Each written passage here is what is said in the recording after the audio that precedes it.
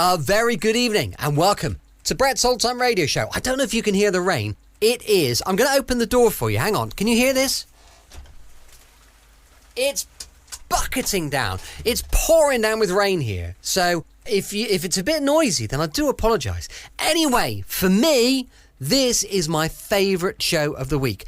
I'm here with your weekly adventure with Sherlock Holmes, ready to wind you down, get you ready for bed. Welcome to my home in beautiful Lyme Bay, where it's cold, wet, dark and extremely windy this evening, but don't worry. I'll just make you a quick cuppa and we'll be ready for another episode of Brett's Old Time Radio Show. The weather is just awful. Let me know what it's like where you are. A huge thank you for joining me once again for our regular late night visit to those dusty studio archives of old time radio shows right here at my home on the south coast of the United Kingdom. I'm Brett, your host for our nighttime podcast. Welcome to another episode. Feel free to send me some feedback on the show if you get a moment. I'd love to know who you are and where you're listening and just anything that you think you could give me feedback on the show about. It's Brett, B-R-E-T-T, at tourdate.co.uk. Don't forget, I also have an Instagram page and a YouTube channel, both called Brett's Old Time Radio Show. So if you'd like to go and follow on those, that would be really appreciated. And also, please follow me on your, whatever your podcast provider is. It would be brilliant if you could follow me on here and maybe put a little comment, a little positive one would be nice. And that would be just such a help. It really would, because we're trying to build the show and build the channel, and you guys could really help with that. This is our latest Sherlock Holmes Adventure with Basil Rathbone and Nigel Bruce, and it's a belter. First broadcast on the 11th of March, 1940, and this one is called The Retired Colorman. The Adventures of Sherlock Holmes, starring Basil Rathbone and Nigel Bruce.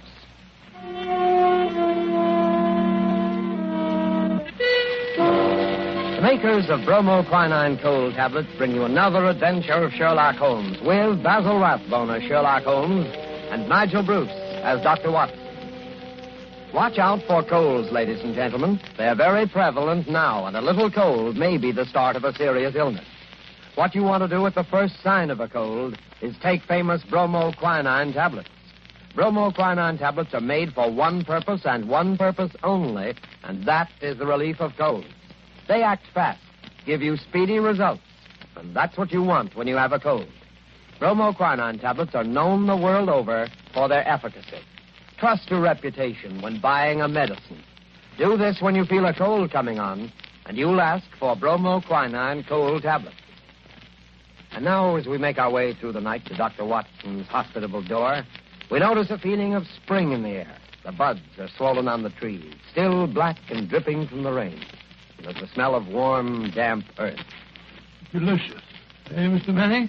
Well, hello, Dr. Watson. I didn't see you in the dark. Yes, I've been out checking up to see if my magnolias survived the winter. Any casualties? No, they all seem to be fairly bursting with buds. There's nothing as delicious as that first faint whiff of spring. All is treacherous. Come along to the house before we both catch our death of cold. After you, sir. Not at all, my boy. None of that age before beauty nonsense. I'm not as decrepit as all that. Oh, what's this? The front hall littered with trunks and suitcases? Oh, yes. I'm afraid my annual wanderlust has broken out rather early this spring. I'm off on a little jaunt first thing tomorrow morning, but come along into the study. Does that mean that this is the last of our storytelling evening? For this winter, yes, I'm afraid it does. Well, I trust I'm not too forward if I hope to be invited back again in the fall. Oh, of course not. You know we'll be waiting for your return. Oh, thanks very much. It's very, very decent of you to put up with the meanderings of an old fellow like myself. I appreciate it, you know. But sit down, Mr. Manning. Sit down there, over there, in the usual chair. Let's get on with our story before I get all glittery and sentimental. You're going to tell us about Professor Moriarty tonight, aren't you? Well, I had intended to, but I've changed my mind. I'm going to tell you the adventure of Retired Colorman instead. Retired Colorman? Isn't that a military term? No, it isn't. Mr. Josiah P. Amberley has been the junior member of Brickfall and Amberley, manufacturers of artistic paint boxes. He made quite a tidy little fortune. Retired from business at the age of 61, bought a house at Lewisham and then settled down. The very next year, 1897, I think it was, The old fool married. Married? Yes, married. And the woman 30 years his junior. Yes, that's always a bit risky. Risky. Risky. Within 2 years, he was as miserable a creature as crawls beneath the sun. Oh, dear me, I'm jumping ahead of the story again. As I was saying, it was the 23rd of April, 1899, and a rainy and disagreeable April it had been. Holmes was in a melancholy and philosophic mood that morning as he stood by the window, watching the raindrops chasing one another down the pane. Rain had always depressed him when he was not working on a case. When he was working on a case, I don't believe he realized that there was such a thing as weather.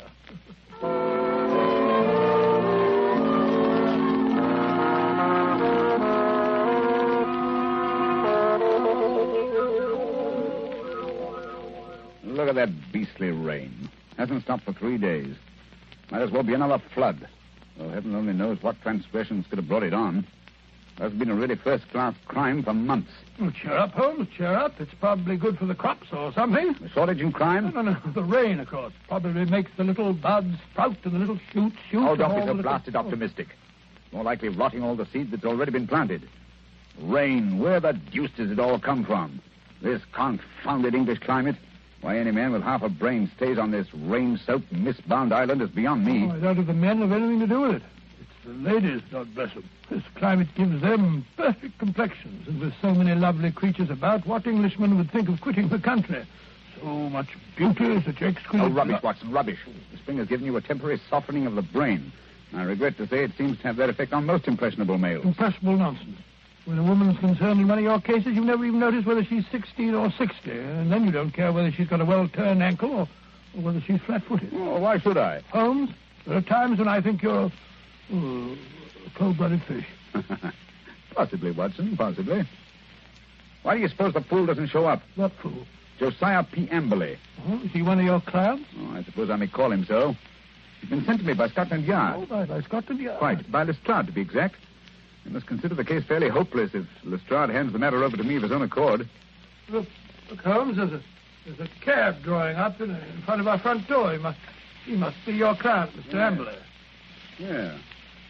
Strange-looking individual, eh, Watson? He's quite an old fellow.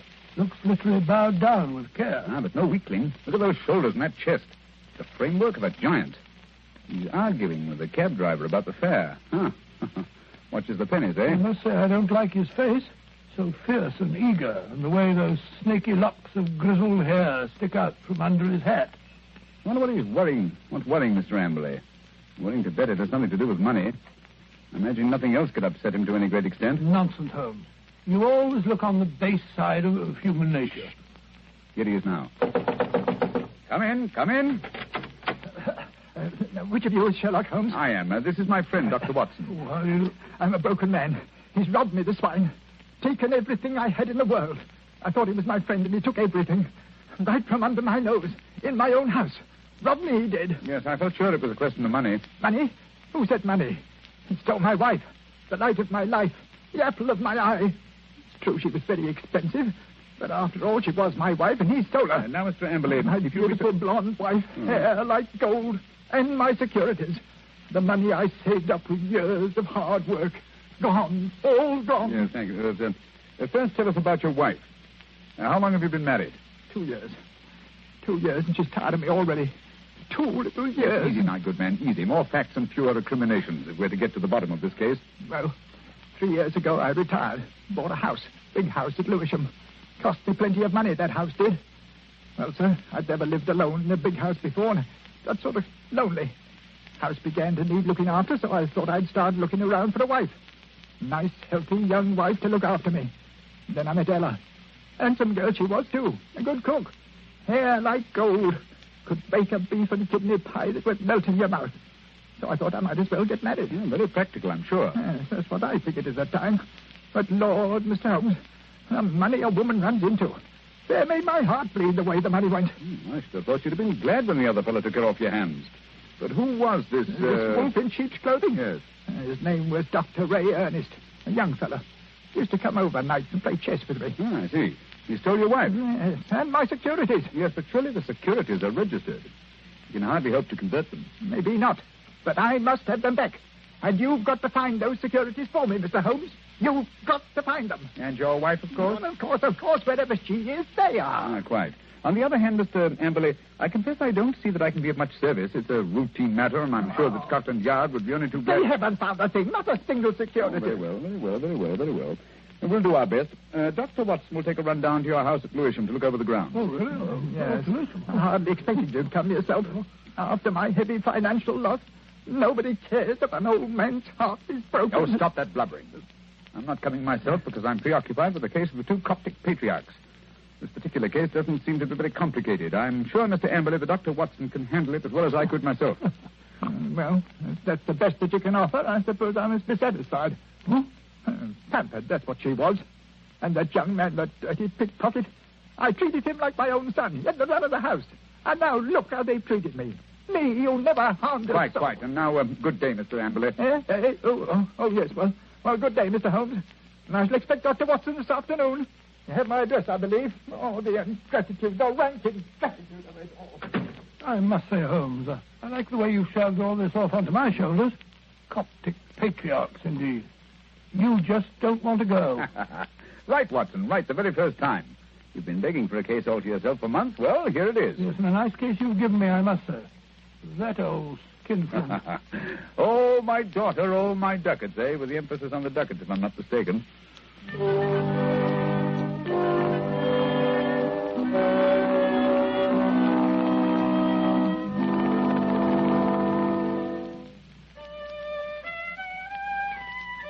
Oh, confound that passage.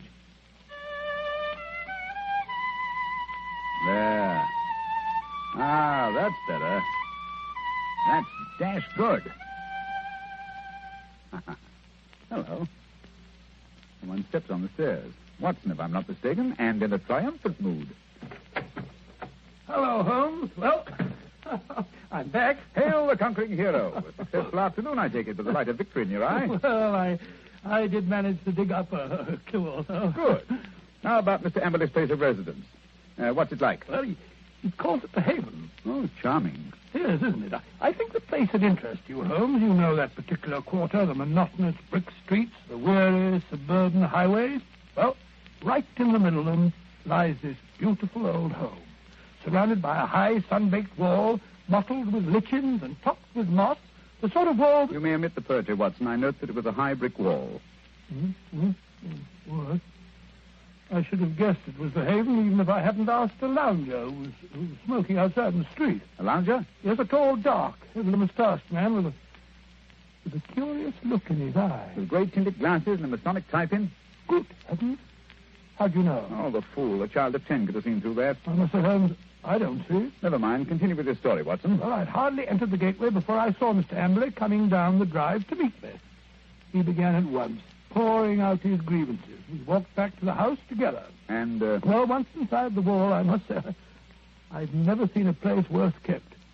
Garden running to weeds and in a dreadful neglect. The house, too, was slatternly to the last degree. It just goes to show what happens to a place when there's no womanly hand about to keep it in order. Yes, but Mrs. Amberley's only been missing a few days. Hardly time for so much disintegration to take place. Must have set in before she left. Oh, possibly. At any rate, Mr. Amberley seemed to be ashamed of it. He was doing his best to remedy it, though I must admit that his efforts looked a trifle ineffectual.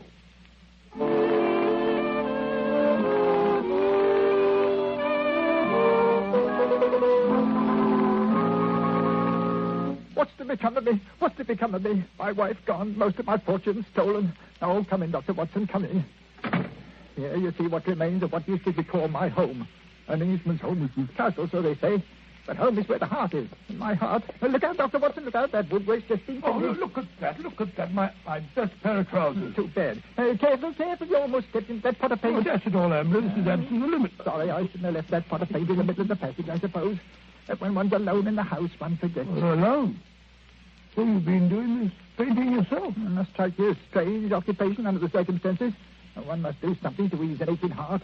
And step in here, Dr. Watson. This is my study, my sanctum sanctorum. Oh, sanctum sanctorum. I see you've just finished painting woodwork in this room, too. What a smell of paint. Yes, it's not dry yet. That's why I have a fire in here. Now, let me see. Where did you keep your securities? In the safe in that wall. This room is really a strong room, like a bank, with an iron shutter on the window and an iron door, burglar-proof.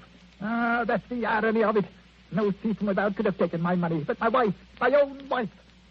There's a picture, Dr. Watson, on the mantel, taken in a wedding dress. Oh, nice-looking girl, Emily. It doesn't look the sort... the viper, the ingrate. Oh, really? Why, that very night, I bought 2 upper circle seats at the Haymarket Theatre.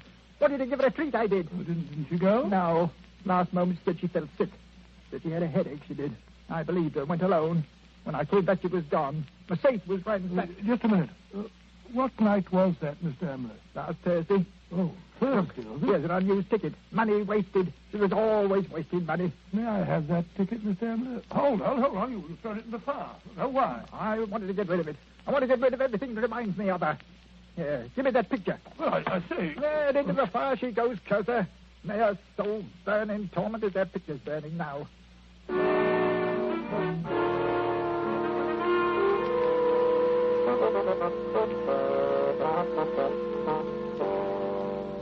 Unpleasant fellow, eh, Watson? This case begins to look more somber than I suspected.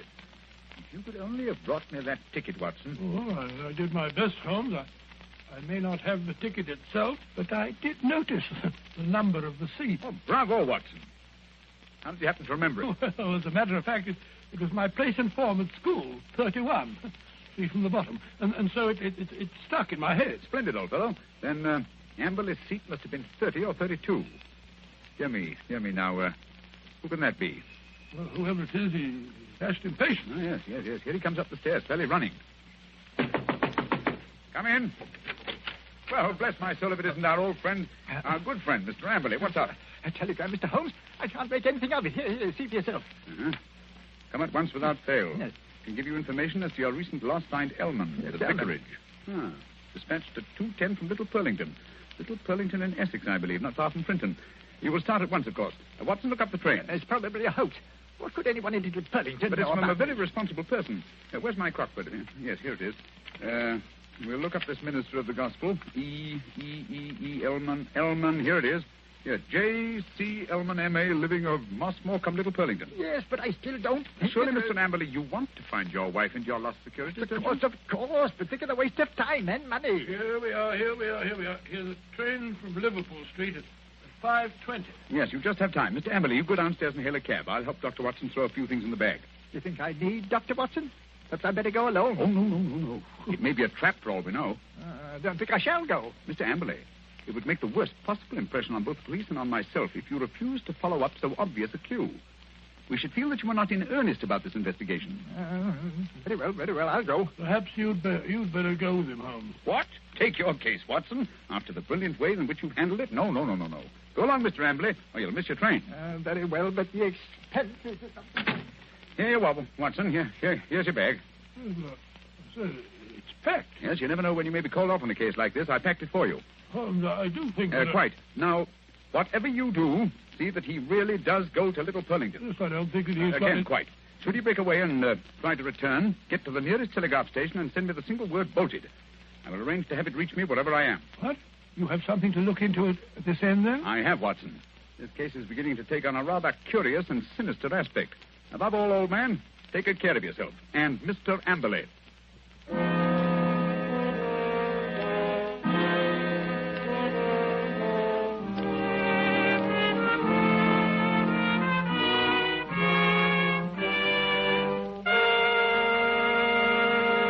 Before we find the outcome of Watson's curious mission, ladies and gentlemen, I have a few words to say.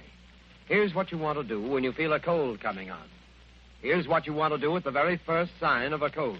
Take famous bromoquinine cold tablets. Bromoquinine tablets don't fool. No, sir, they get right after a cold symptom. They get right after a cold's misery. They relieve the headache and other pains that go with a cold.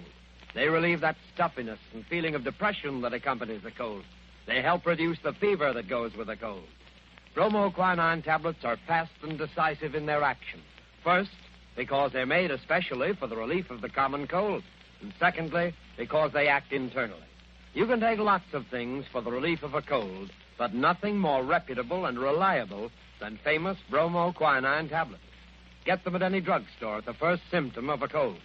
Ask for Bromo, B-R-O-M-O. Quinine, Q-U-I-N-I-N-E. Bromo quinine cold tablet.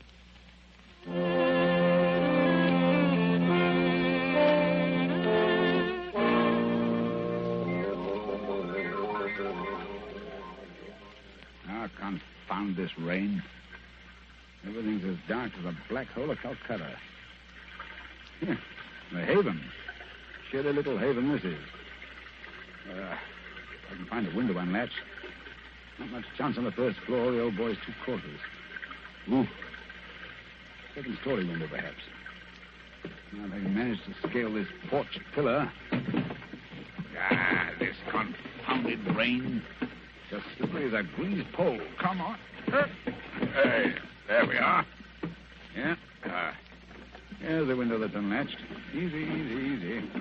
Now. 1 foot over the sill. Now Up with your hands. Up with them, I tell you. Thought I wouldn't see you prowling round down below, eh? Well, I've caught you red-handed.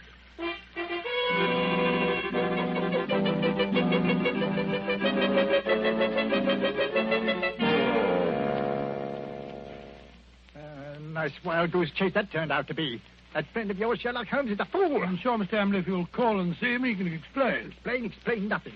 That vicar had never seen that telegram before. The way he treated us. You might have thought we were suspicious characters.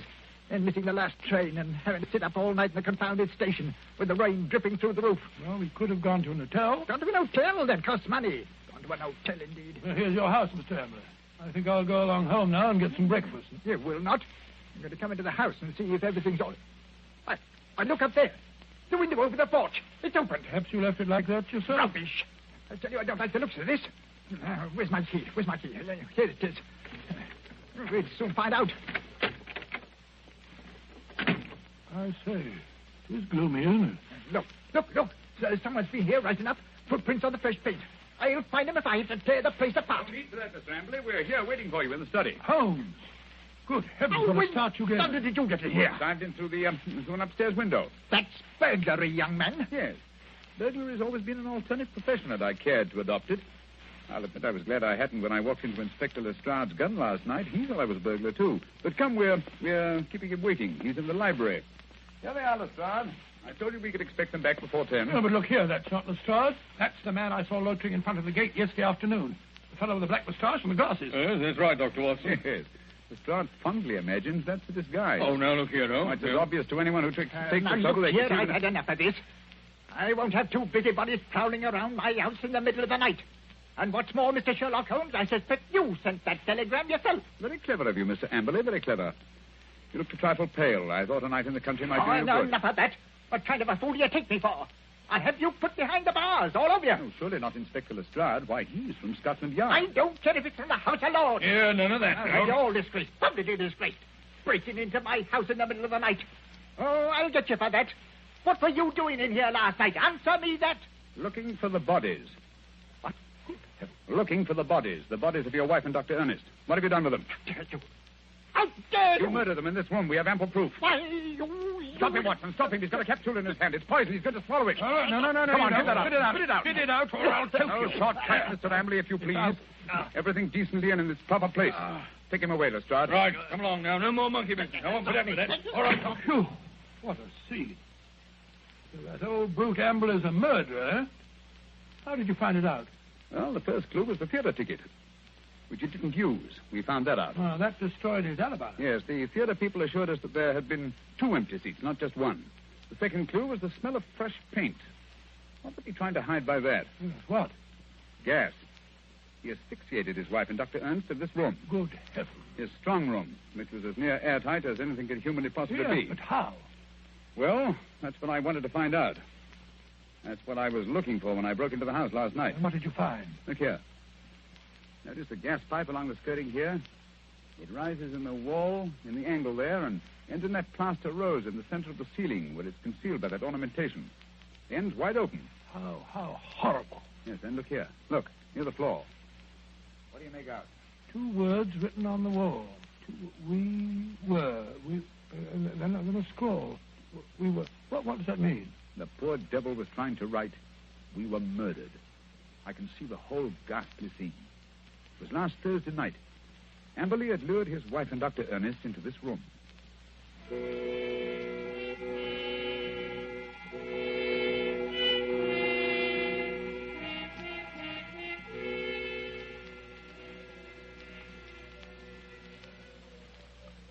Oh, listen to that wind. I wish it would stop.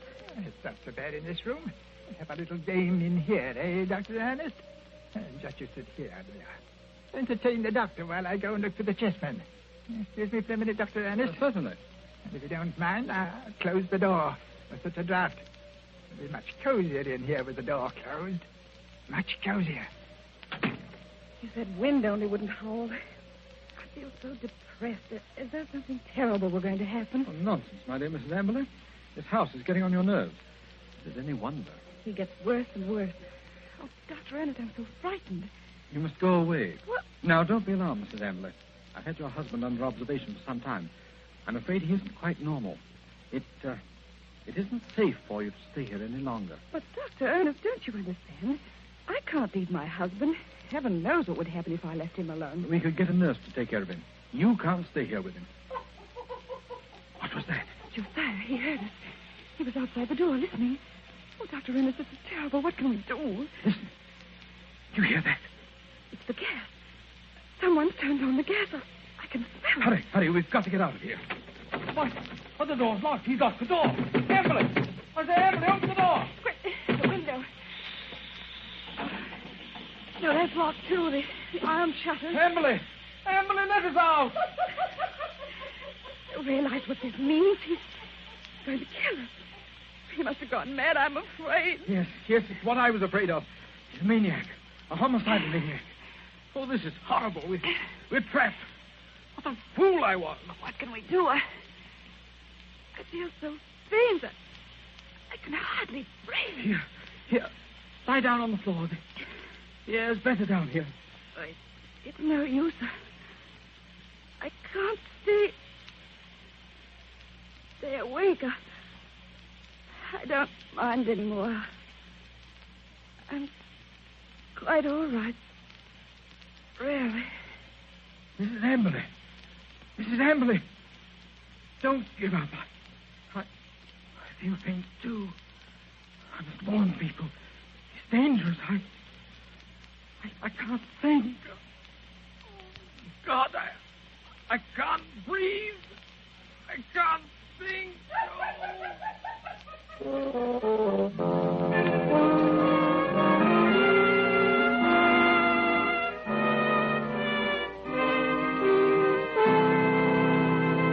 What a tragic story, Dr. Watson. And was Mr. Amberley insane? They decided he was. He ended his days in an asylum. Did they ever find the bodies? Yes, at the bottom of an old well, the opening of which had been cleverly concealed by a dog catcher. I see. And now I'm afraid it's time to say goodbye. Well, not goodbye, Dr. Watson. Au revoir. Well, just as you say, Mr. Manning.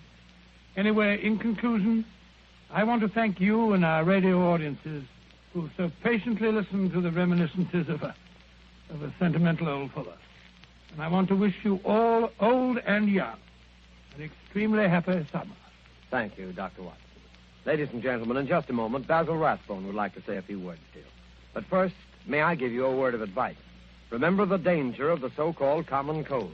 Remember the sickness it can cause and the bills it can cost. Act promptly, decisively, at the first sign of a cold. Take famous bromoquinine tablets. Bromoquinine tablets have a reputation. Their fame extends to all quarters of the globe. Their merit is an assured fact. Reliability is the one thing you want in any medicine, especially in a medicine for the relief of cold. Don't wait. Don't procrastinate when you feel a cold coming on. Go right to your druggist and get a box of bromoquinine tablets.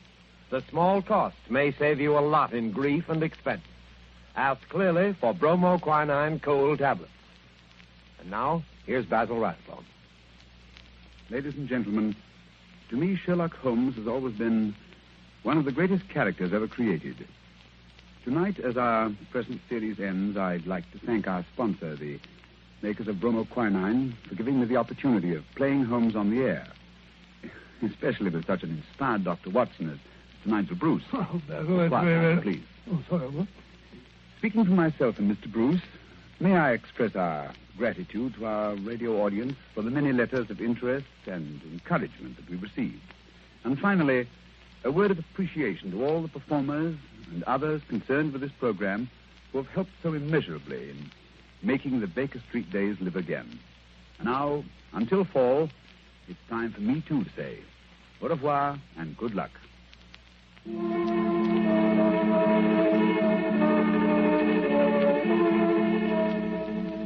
You have been listening to a Sherlock Holmes adventure adapted by Edith Meiser from Sir Arthur Conan Doyle's story, The Retired Colorman, with Basil Rathbone as Sherlock Holmes and Nigel Bruce as Dr. Watson.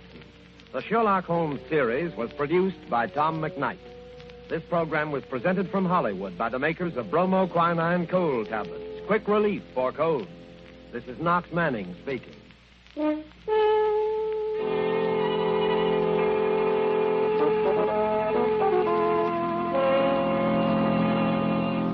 This is the National Broadcasting Company. Welcome back. Hope you enjoyed our latest adventure from Sherlock Holmes and Dr. Watson. We'll be bringing you another episode next week. And don't forget, we'll be back for another episode of Beyond Our Ken tomorrow night. Same bad time, same bad channel. You can email me on brett@tourdate.co.uk, and I'd love to know your thoughts on the show. Thanks for listening. I'll be with you 7 days a week, each and every week. And I'll see you next time on Brett's Old Time Radio Show. Love you. Bye.